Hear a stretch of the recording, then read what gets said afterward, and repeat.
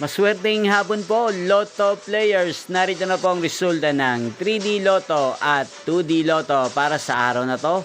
April 8, 2025, 5 PM result. Kaya kunin nyo na po ang inyong mga tickets. Narito na po ang resulta.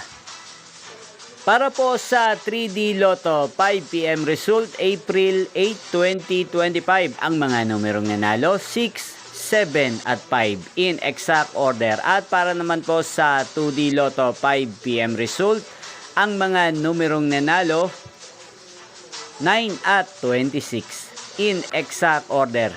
Sa lahat po ng mga nanalo, congrats po sa inyo. Inyo pong napanood ang resulta ng 3D Lotto at 2D Lotto sa channel na to, Roderick Hernandez TV. Maraming salamat po sa patuloy nyo pong panonood at pag-suporta sa aking channel. Magkita-kita pong muli tayo mamayang alas 9 ng gabi dito po sa channel na to. Shoutout po natin si Kuya Danny na lagi pong nanonood din sa channel na to. Shoutout po sa inyo. Thank you for watching.